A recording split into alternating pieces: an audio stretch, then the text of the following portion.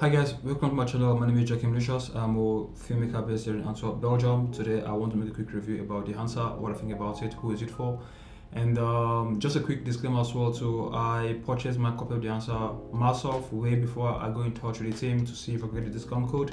I got DEHANCER I think over a month now, and I haven't used it for a month, and I kind of like what you can do with it. I reached out to the team and I asked them, hey, are you guys interested in a partnership, with the 10% affiliate code and all that? And they were like, sure, why not? So in no way am I incentivized to really make this a positive or negative review. I'm going to give you guys my honest opinion, what I think about it, what you can do with it and what you can expect, and really who is this meant for.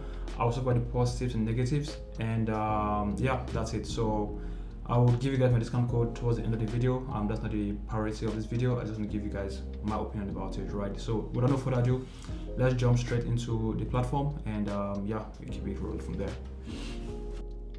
Alright guys, so diving into Davinci Resolve, this is what we get. So basically, right, once you've installed DEHANCER, you can find it in your effects. I have mine already started in my favorites. I use this tool, like mostly for color grading. I'm going to show you guys what you can do, right? First of all, I'll show you one of the downsides to DEHANCER and one of the remedies, right? So if we drag DEHANCER to our project, right? Let's use this as an example. This is this. Okay, let's use this, right? By the way, this is shot with Red Komodo with the picture zooms 20 to 35 and 50 to 125 on the Komodo. Yeah. Once you drag this to your node, basically it has more like presets. A lot of people complain that they want in a clean grade, they don't want enough of these effects applied already. What I usually do, right, for myself is that I use more like power grades, and what that does is that I already have sort of my setup on my DEHANCER, what I use, what I don't use. By doing that, once I apply my, like for instance, C-print, right, it goes to linear, but usually I like the Kodak 2383, so I have to manually every time go adjust these stuffs. But knowing myself and knowing my style of color grading, there are certain things that are just kind of constant that I usually like as presets. How you can actually achieve that without I don't think DEHANCER kind of gives you the option right now to do that, but what you can do, right, is, let's reset all node grades, is you can use a power grade. So what you do basically is let's apply this power grade. You see the difference? Let's apply to all of them. So this is typically my style of color grade, right? And if what it does is it just adds the nodes I use to color grade usually.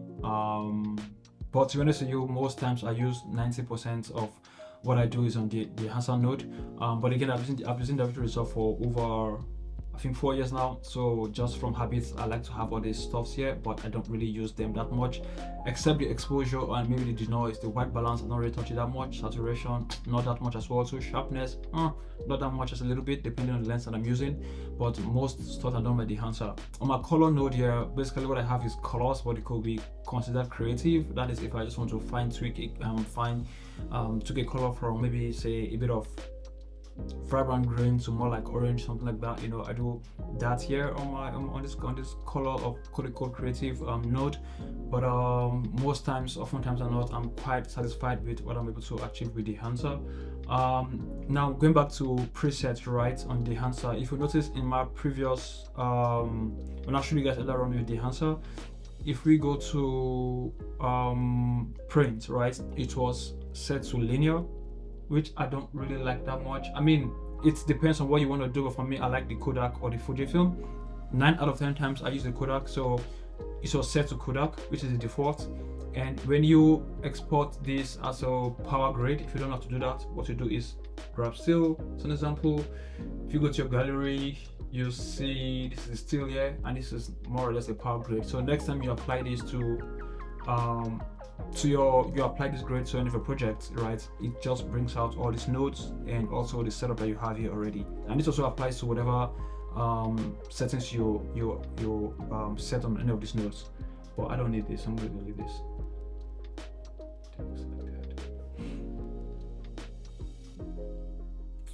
All right, so let's start from the top, right? Basically, what can you do with this? I think this is quite a nice frame, or we can choose this. Let's use this frame. I like this frame. I like this dog. Right. So For the record as well too, guys, I am working on Davinci Resolve color manage workspace. This is my favorite workspace. I really do like it. But let me show you another way probably that you might be working with. So if you're using the non-color managed workspace, that is the RGB. This is your usual log view, right? So this is what it looks like. When you apply your DEHANCER, you need to choose your source to choose camera, and then yeah, so you can choose your vendor. In this case, it is red. The camera Komodo 6K. Also, I have Komodo X, which this camera 6K is quite good as well too. If you choose also the 8K Monstro VV, see it's a bit different. So I think you want to choose the Komodo. I think generally for the DSMC3s, it's advisable to choose the Komodo 6K. In my opinion, this is what I found out, right? And for the format, of course, IPP2 log 3 G10, that's what we're using. This is quite good. This is actually quite nice, though. I actually quite like this.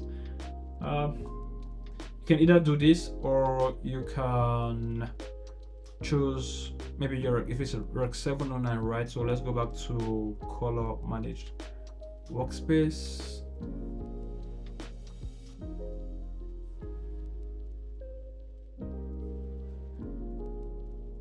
Then you need to choose the source to Rec 709, which you see in a way more or less is the same thing. It's not really that much different. So, and I think Davinci Resolve color managed workspace is quite good. So yeah, I like to do it this way, but my main preference is to take this Davinci Resolve wide gamut Rec 709. You see, it's quite different, or intermediate different. You see, so it just depends on what you want, guys. It gives you different outputs. Looking at it, if you just take Rec 709, it's more vibrant. You see, yeah.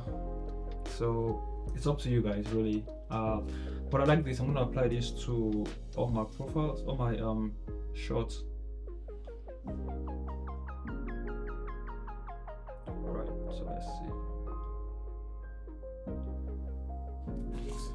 Alright, so what you want to do then, you can decide to work on your exposure if you want to reduce, increase, and this does a really fine job. But yeah, just look at this, guys.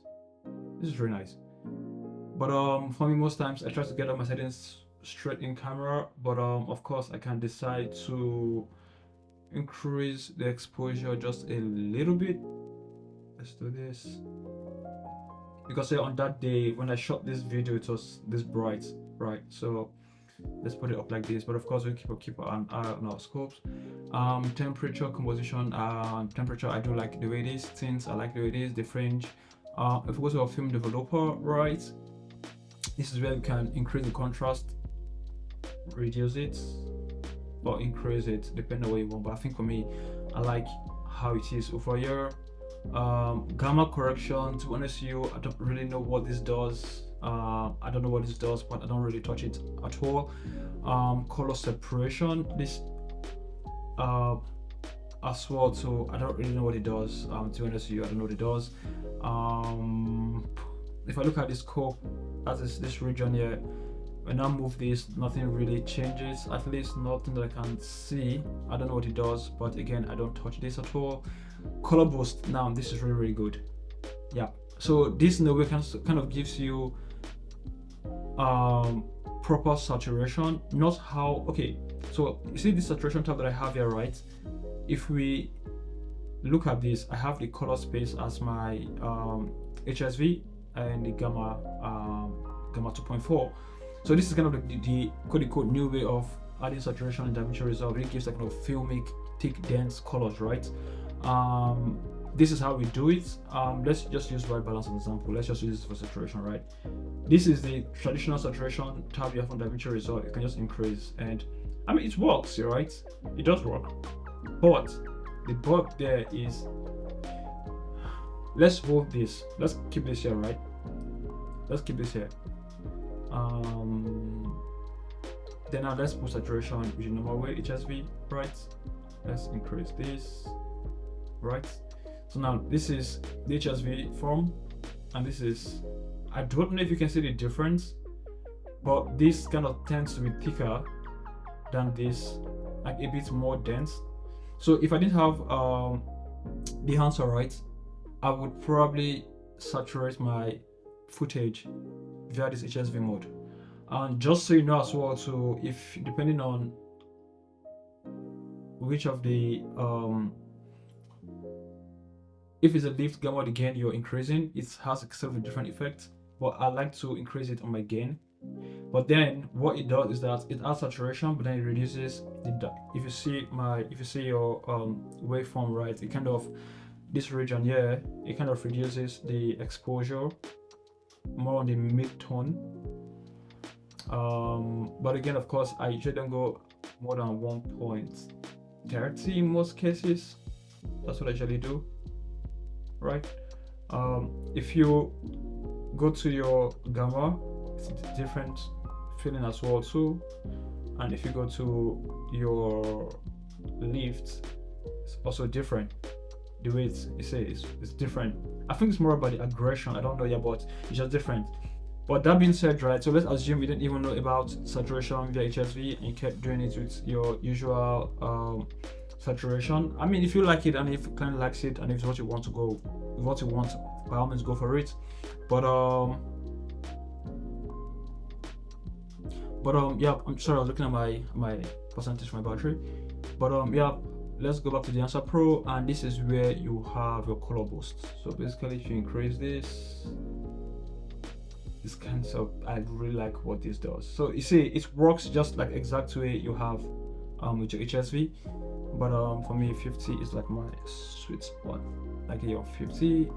Then if we go to our film, right, we can then decide to choose a different kind of film. What do we want really? Do we want Kodak Vision 300T, which is for tungsten, and this for daylight? Do we want, one of my favorite ones, right? I like the Kodak Vision 250D, but also like, it's called Hector. Okay, Kodak Hector, I like it as well too. I really do like it. And guys, just look at this with the DEHANCER node. It's a difference. What we've done just using the DEHANCER node only, this literally is a loot, a proper loot. We can decide to go also do, like, there's this Fuji Natural, which I do like as well too. I like this, and I also like the C200 and the C100 as well. So the difference between Fuji and Kodak, I would say for most of these film profiles, is that the contrast. Kodak tends to be a bit more contrasting than Fuji, but they're really nice. They're really nice. All nice, I mean. I also like Cinestill 50D. Yeah, this is a really nice one too. And this is for the tungsten. And yeah, there's this first one, I think is the portrait. Yeah, this is kind of a bit more close to what you shot. Not completely, but you know, not as aggressive as the Kodak. But yeah, so I'll say let's stick to Kodak Hector. Yes, let's stick to this. All right. The next thing we want to do, and by the way, when you put your film, right, you can either pull it or pull it. Just play with it and see what it does. Yeah, really, guys. But this is what I like. And you can disable it completely, and nothing happens. You see, so you have a lot of options on what to do. And then for the film compression, this is really nice. This is an absolute must. If you were not doing this via DEHANCER, then I have a different way, right, of doing it. Let me put this. Let me put this here for instance, right? Let me show you guys. Apply grade. Okay. So guys, this is my typical way of editing, of color grading, right? And you see the highlight processor right here. This is what compression does on what it does on DEHANCER, right? So you need to know that you can do this. You need to know the settings. But with DEHANCER, it's literally just pull, drag and pull, whatever, right? So this node highlight preset or processor, whatever, is what I usually use for my quote unquote, yeah, right, for the film compression. And what this does is that it kind of like reduces the highlights. It kind of gives you more of a gentle roll off, you know, more like a filmic. And to do this, normally you would need to know how to do it. Then you would need to actually, you need to know it exists and know how to do it, right? So basically what you're doing here is you're playing with your luminance, and you're also going to go to your color wheels, right? And then you need to try to remember how I did this here. So the highlights, you need to reduce this based on whatever you want, negative 50, or you see. So this is how it works, right? But thank God we're not using that. We're gonna go back to this, apply this back here. You know what, I'll leave this for now. Let's keep over to the answer, right? And guys can see the difference with my usual node tree. This is what I use, and for this is what I use usually, right? And with the glow, with everything, this is what I use when I'm using the DEHANCER. But with the DEHANCER, right, I basically reduce it to 1, 2, 3, 4, 5, 6, 7 nodes. And to be honest with you guys, I use only the DEHANCER. I don't use exposure that much. I don't use saturation at all. White balance, it's not really, I don't really use it. Let me reduce, reset, upgrade.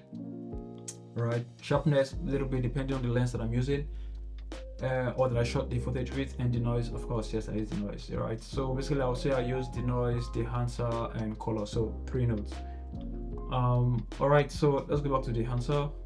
Where were we were at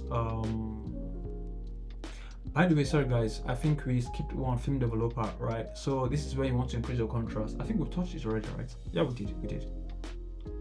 All right, so let's go back to film compression. Where if I disable it, you see the difference. Just look at the highlights, right? Look at the highlights here, right? If you really want to see the effect of this, for instance, you can enable your monitor and put on your force color, right? And keep an eye on this red spot, right, which is more like clipping. And that's really on the day of the shoot, it really clipped. There's really nothing here, and sometimes clipping isn't bad. If there's no information that's useful, you can clip it, right? So let's go back to film compression, and let's keep an eye on the red spot. You see, so this is with the film compression enabled. Look at this spot here, and this is with it disabled. You can see how it's more, yeah, the roll off is a bit more aggressive. So yeah, that's what you can do with that. Let's take this back. The next one then would be expand. And so basically expand is more like contrast in a way as well too. But then let's see expand as log in a way, right? Like a log wheel, right? Let's see it as this, right? Where you're affecting just literally your shadows and your highlights, right? So with this, what we're doing with expand is the black points. We are affecting just the black points, not everything. So we can increase a little bit if we want to. If we think it's too dark, we want to make it darker. You see the difference? If we think we're losing details, for instance, we can increase. And keep an eye also on the waveform, right? Doing this. Just depends on what you want to do, guys. Really, for me, generally my style is contrast. I love contrast, so yeah, I like it. There's really nothing here that I want you to see. I like it the way it is. And for the white points, same thing as well too. You see, you can bring up this and you can bring it down, make it even softer as well too. But again, I like this the way it is. Tonal range, yeah, you can basically you're adjusting. It's like adjusting your black and your white point at the same time, sort of. And for the color density, I think, yeah, like you want to create a bit more, but I don't really touch this that much, guys. Let's leave it the way it is. All right.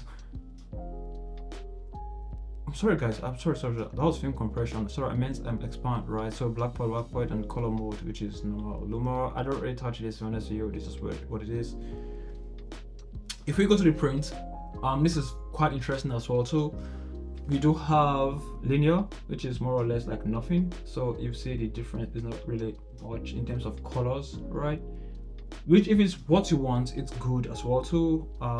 We have Cineon film log. I don't really use this. I guess if you're using a lute for instance, then it sort of makes sense to use this, I guess. If we, for instance, let's put, I don't know really, guys. Okay, so you see, so if it's like a lute, for instance, then it sort of makes sense to use this in a way.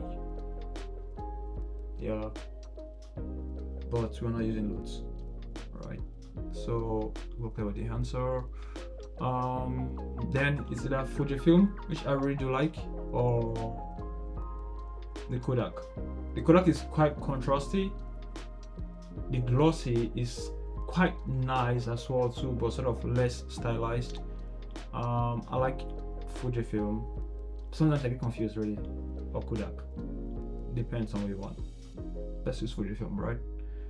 All right, so color head, this is where you kind of give it a customized look, right? Because I mean, really, if I give this footage to everyone up onto this point to the print film, if you apply the same print and the same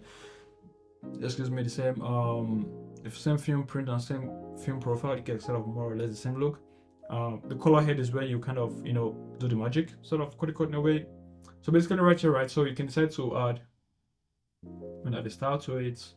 Want to make it a bit cool and make it a bit warm. I think this is more like what you see on YouTube. Most people really warm, and then you can add a bit of green, a bit of purple, whatever you want to do. You can put a bit of red, cyan. Just look at what look I'm going for really. But I don't really do this that much really. Maybe I like it a bit warm like this, but then you're losing color separation, right? And this way a bit cool. You're getting more color separation this way. And then you can base on base and for the red is cyan, really on the go. It depends on what emotion you're trying to evoke really. This is more like vibrant, like warm, and this is more like cold. This is what you should expect, maybe approaching a winter, something like that. Let's leave this. The trick, right, is don't overdo it. Yeah, never overdo it. That's a trick. So you can disable and enable our color head to see what we've done so far. Not much, really. Let's put a video like this.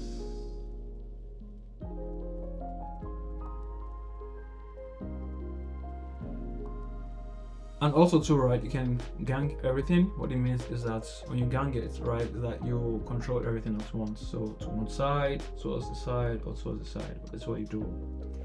But yeah, first side. Let's put it up to a bit of yellow.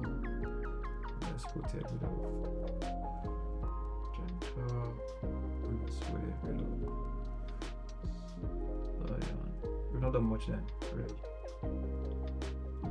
Just subtle change basically, yeah. Then you can go to the shadow tones, the mid-tones and highlight tones. This again works like your log wheel over here, right? When you're just putting colors into the shadows only.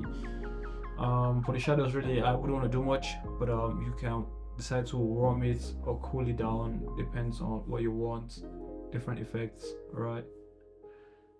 Just keep an eye on the dog. That's how you get to see what you're really doing. Alright, so yeah, and same for your mid-tone, for your highlight as well too. And for your film grain, I have mine custom, but I use the 65mm as a base for it, right? So if I enable it, it looks really nice.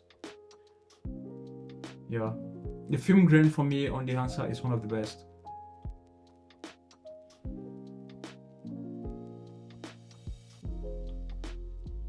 Yeah, but then the thing with film grain is that when you put it right, it kind of slows your system down a little bit. But yeah, I mean, my sound is quite good, but generally the film grain takes a lot of, it's very GPU intensive. So I usually put this at the end, if at all I'll have to. And you can choose different profiles as well. So you can choose the smaller the millimeters, the bigger the grain size. And if you want to make it very, very like really, if you want to make like really pronounced, right? If you choose custom as an example, and you choose negative, you can see it's really there. you can then fine tune everything. So I mean, if this is your thing, sure, why not go for it? But for me, I like the 65mm, which is just subtle, and if at all I must put grain, this is how I like it. Halation, I don't really touch it that much, but this is what it does. Basically, kind of like adds a bit of yellow or warmth to your footage, and red as well too. So keep an eye on this portion of the dog, right? And when I click on halation, you see how this red stuff kind of appear, which can be nice too, you know, but it's not really my thing.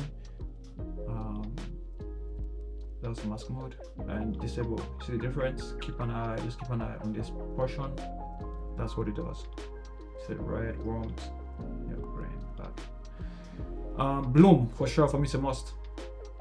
I don't even bother disabling it, I just love it. Without the bloom, this is it, and with the bloom, this is it. The smaller the millimeters as well too, the sensor size, basically the more effect it has. So if you put 8mm, it's really apparent, right? If you put 16, it's less. If you put 65mm, it's almost non-existent, but it's still there, still, you know. So for me, I like 35mm, Super 35. I choose Super 35 maybe, that's why, but I do like it. So it's just what I like it. For me, it's more like the middle ground between, you know, aggressive and subtle. Film damage. So basically, when you put this right and you play, it kind of acts like, you know, this those marks, those stripes you see. Let's go back here, sorry guys. Those stripes you see when watching like old movies, if you want to be very pronounced, put 8mm, and then now we'll play it. Just look at the lines. So that's what film damage does, right? And I want to make it a bit subtle. 65mm, it's not really there like that. Let's take this back, and if we put, I like 35mm, for me it's just perfect. It's there but not there at the same time. It's just very little stripes you see, you know. But I don't put this often as well, so it depends on the project. Film breathe. So this, to be honest with you, I don't really know what this is. I don't really know what it is. I don't know if it's the gates wave, because I don't really know what this is, to be honest with you guys. I don't know, but I don't use it that often.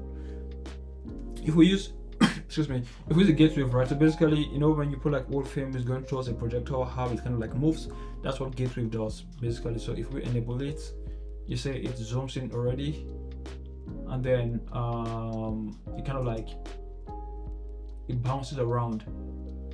If you want to make it very, very apparent, you can put it 8mm again, and you see it's like really, really shaky. Yeah, I mean, you might like it. It's not really my thing, but yeah, it's what it is, right? It's not really my thing, yeah, but I don't enable this. And then vignette, I really like it. I really love it. I literally just click and that's it. I don't do much. Maybe I'm lazy, but I just like it. I really, really like it. Yeah, the feather, the size, and all. It's quite. I think I already did adjust this, but yeah, you can go as far as reducing your exposure, and the size can be bigger or smaller depending on what you want, really. And yeah, the feather as well, so this is quite good. And for the monitor, you have clipping indication, which, you know, clipping is good, and you have false color just to see where everything lies, which is quite good as well too. For your output, you can decide to reduce all the effects,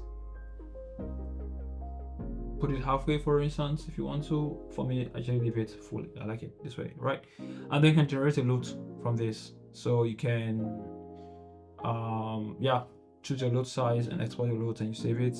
And for the quality, it can be normal fast or high slow. Yeah, I think it depends on how strong your system is, but for me, I usually put it in normal fast. And then you can check your license info, and then you can, it gives you, see what it is. I think I'll blow that. Don't know if I should leave that out really, you know. But then you can also check your profiles, and you can disable all the tools too, you know. So yeah, this is the answer for you basically, right? So you know what, we're going to apply this to all my profiles, guys. I'm just being lazy. This is just to show you what you can do with the DEHANCER. And if you apply grade, replace everything, so you can see. So this is without, and guys, look at my nodes, right? basically everything is only on the enhancer. I don't have anything elsewhere, right? So if we disable this, you say before the enhancer, with the enhancer, before the enhancer, with the enhancer. Of course, then I can go decide to, you want to increase certain things, right? Your exposure, for instance, you want to increase exposure, you want to, bring this up, for instance. You can just do this depending on what you want, or you can decide to do it with your usual exposure to whichever one you prefer. Let's bring up the mid one a bit, so to, yeah, for me, I just like to do everything with, oh sorry guys, this is a vlog, I was wondering what's going on. Let's move up to this, now to this, and bring up our exposure a bit, yeah. But yeah, I don't know, I just like to do everything in the enhancer. I just really like it, kind of like lazy and sports now. So let's put this here, see the difference.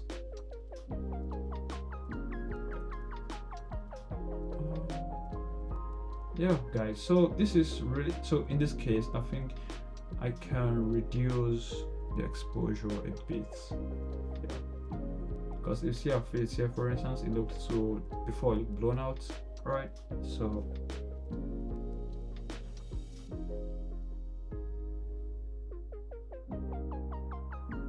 So guys, this is what we got with the enhancer, before and after, and if we enable our film grain, which is like the magic for me for the enhancer, it's even way better. Yeah, vignette is enabled, right? And if we come here as well too, this is before and after. Yeah, we can decide to, want to change the temperature. I want to cool it down a bit. Let's cool it down a bit. Yeah, for whatever reason you want to do it, I don't know, it's up to you guys.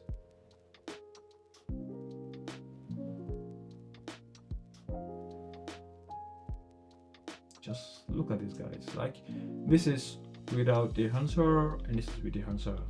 Look at this. This is absolutely amazing, I think.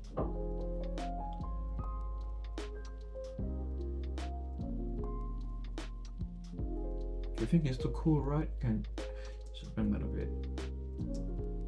So again, without the enhancer, with the enhancer, without the enhancer, with the enhancer. Of course, you can get this with whatever, you can use your loot and all those things, but this is just really nice. I really like this.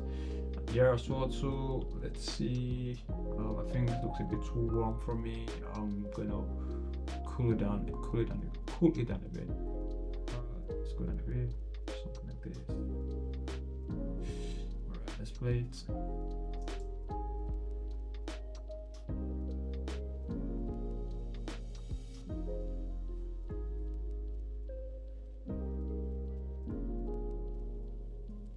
And guys, again, this is without the answer, with the answer, without the answer, Rec 709 of course, with the answer.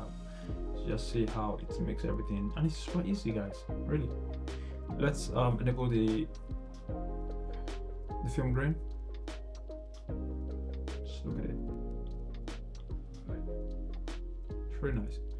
And let's look at this thing as well. So without the answer, with the answer.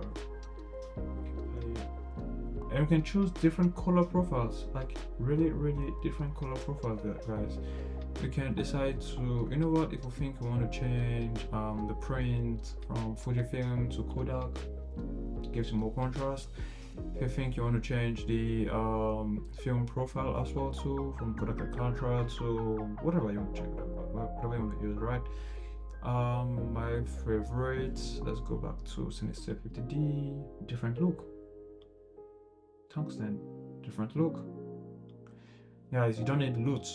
You need to save your money. Literally, you don't need loot with this. Look at this, right? Look far. This is nice as well too. Like, this is absolutely amazing. It's really nice. You want to go black and white? Why not? You want to go? I like this one, Eternal Vivid. Yeah, like that one too. Guys, just look at this.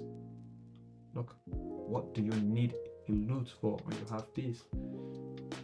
Yeah, so this is what I'm talking about. It can be quite intensive. Is my film grain enabled?